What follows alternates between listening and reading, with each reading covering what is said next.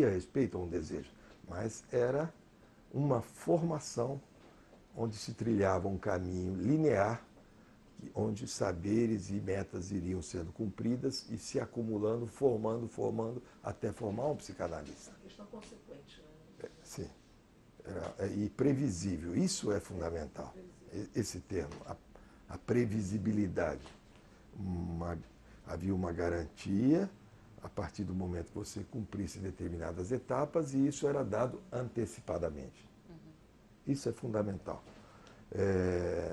Então, chegado o dia, a hora, eu e esse psicanalista nos despedimos e, inclusive, ele disse, nos encontramos lá na sociedade. E eu, então, me despedi, fui procurar essa psicanalista e iniciei um trabalho de análise em torno de 7 anos, 6, 7 anos. Um trabalho onde eu entrei em contato com as primeiras interpretações da minha vida. Interpretações que buscavam um sentido, uma razão que pudesse esclarecer os fatos atuais em situações do passado, da minha história, das relações com a família, situações mais importantes com pai, mãe, etc. Foi uma época muito importante na minha vida, porque era uma época em que eu não tinha consciência de um sofrimento meu, eu não tinha uma patologia, eu não tinha um sofrimento que eu pudesse nomear como isso ou aquilo, alguma coisa clara. Eu queria ser psicanalista e iria cumprir etapas, metas, a partir das exigências formais estatutárias que a IPA, que é a Associação Internacional, apresentava e apresenta ainda. Não entrava em questão o meu desejo, não entrava em questão as minhas questões. O que entrava ali era a necessidade de se cumprir etapas, tal como uma universidade, tal como uma faculdade de medicina.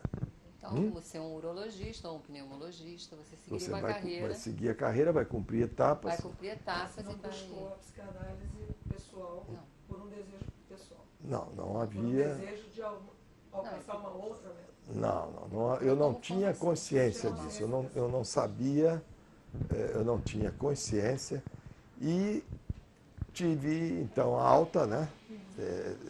Terminado essa etapa, paralelamente eu já cumpria supervisões.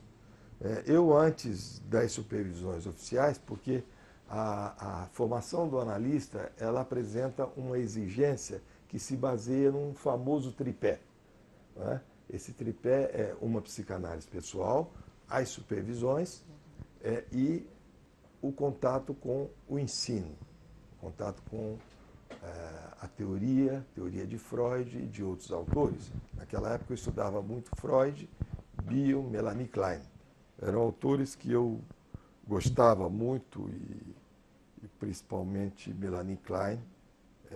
Eu adorava a teoria de Melanie Klein.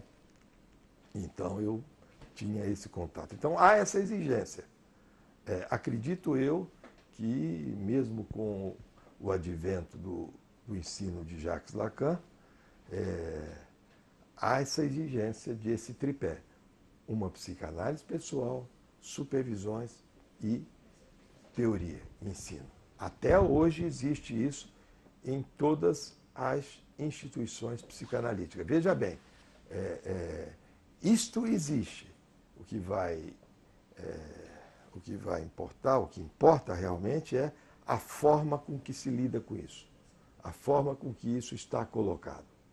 Então aí a gente já faz uma separação entre a Associação Internacional de Psicanálise, que nasce a partir de 1911 com o estabelecimento de algumas clínicas em Berlim para dar assistência, acolhimento às demandas de tratamento psicanalítico, não é?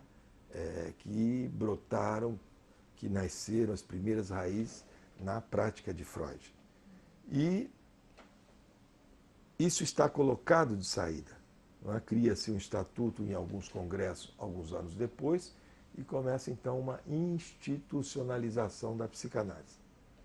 Veja bem, uma coisa interessante é que a psicanálise nasce a partir de Freud, da análise pessoal de Freud, da vida pessoal de Freud. Esta teria sido a grande dádiva, o grande oferecimento na humanidade, para a humanidade foi Freud ter oferecido as suas questões particulares, a sua particularidade. O grande gesto de amor foi Freud ter oferecido a sua particularidade e ter tido assim a dignidade de tornar isso público. Esse público onde faz nascerem alguns desejos em relação a essa, entre aspas, ciência nova, esse território novo que ele vai nomear em torno de proximidade de 1900 e inconsciente, a partir de interpretação dos sonhos. Então, Freud é a primeira autorização do psicanalista. Freud, então, ele se autoriza por ele mesmo, se autoriza por si mesmo.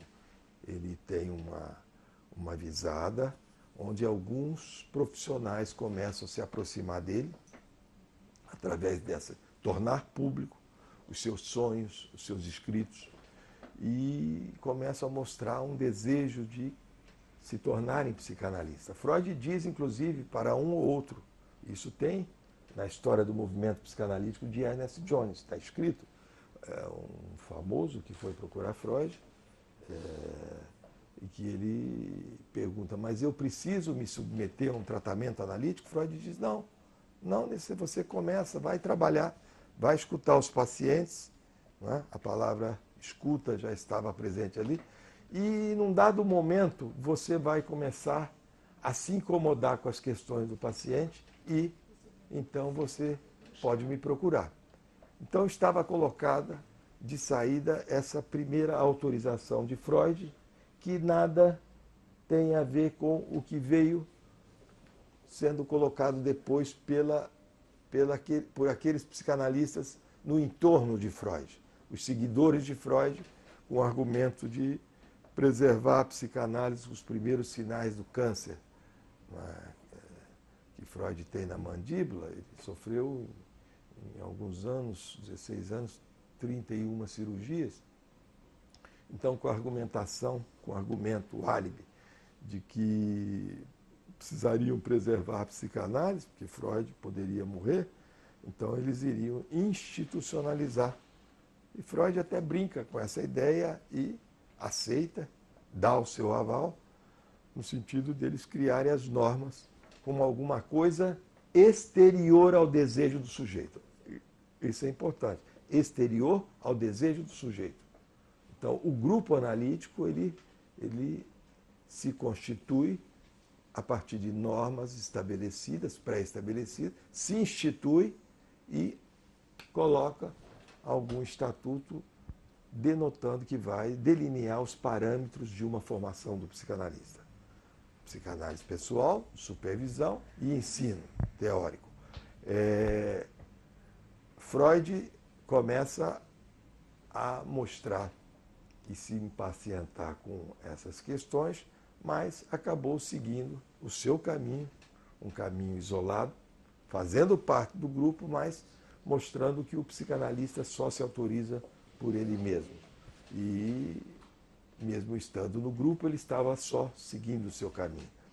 Isso é muito interessante porque eu, quando estava no Instituto de Psiquiatria e atendia os pacientes, não só para medicar, mas talvez muito mais para psicoterapias, a doença que o paciente trazia não dizia respeito a mim. Era alguma coisa que estava fora de mim, estava no outro, no paciente. Quer dizer, isso é alguma coisa que delineia o método médico da medicina, da ciência, que tem um objeto específico fora do campo da subjetividade. Naquela época, as questões da subjetividade não me diziam